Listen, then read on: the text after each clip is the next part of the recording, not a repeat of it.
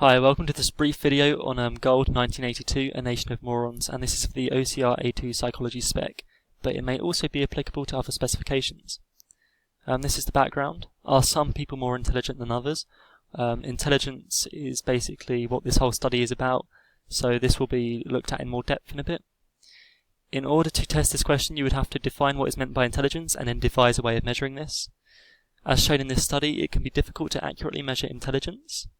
To what extent can a person's intelligence be altered by environmental factors such as education, and how should the findings from psychological research on intelligence be made use of by society? This key research is a review article of Yerkes' work on intelligence testing in World War I by Gould. Robert Yerkes, who was a professor of psychology at Harvard University in the USA since 1902, became frustrated at the way in which psychology was being viewed as a soft science, if a science at all.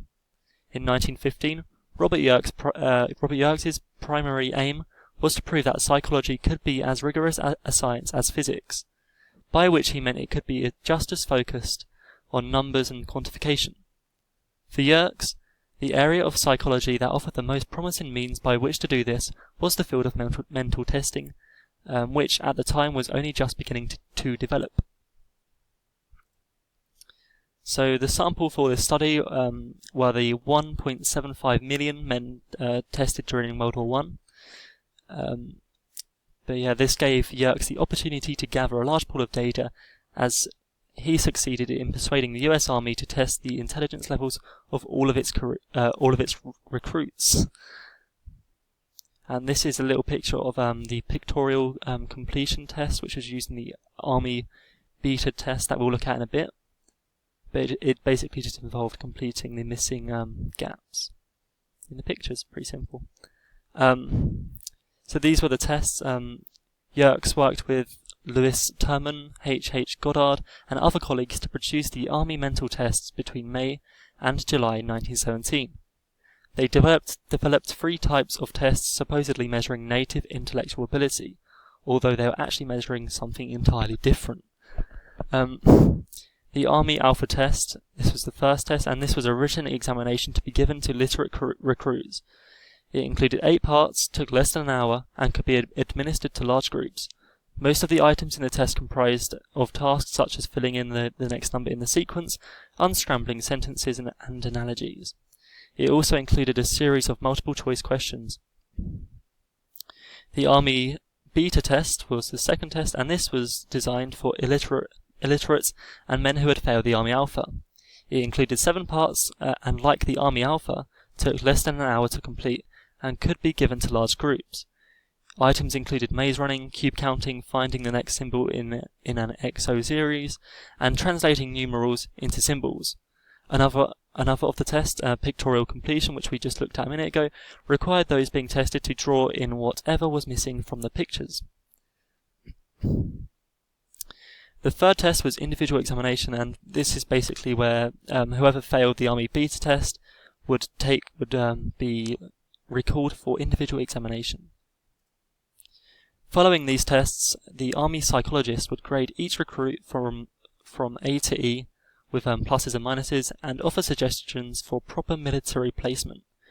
Yerkes suggested that recruits can't pronounce that word, with a score of C- should be marked as having low average intelligence and should be recommended for the rank of ordinary private. Administration of the tests. There were many problems with the way that the tests were designed and administered. Yerkes' protocol stated that men who were illiterate in English should be assigned to the Army Beta examination. However, men who failed the Army Alpha examination should then have taken the Army Beta examination. However, persistent logistical difficulties meant that in many camps these protocols were not followed. Recruits had spent fewer years in school than Yerkes had anticipated, leading to large queues of men lining up to take part in the Beta examination. To avoid bottleneck, many camps lowered the definition of literate so that more men could take the Army Alpha test instead. Many of these men scored 0 or next to nothing on this test. Men should have been given a retest on the Beta examination after failing the Alpha, and those who failed the Beta should have been given an individual examination. However, under the pressure and time, and because of hostility from regular officers, these protocols were rarely followed. Results. This guy called E.G. Boring selected 160,000 cases for analysis from all of the data that Yerkes collected. After converting the scales of 3 different tests to a common standard, Boring reported 3 facts. 1.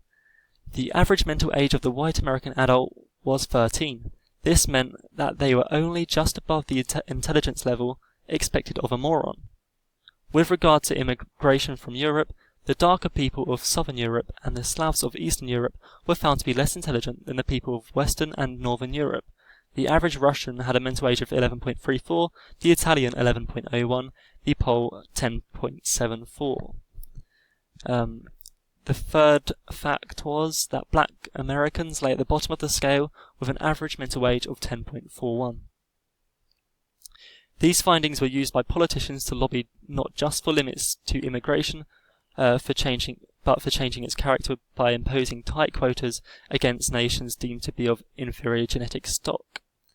This led to the Immigration Restriction Act of 1924, which limited new arrivals each year to 2% of the foreign-born of any nationality as shown in the 1890 census.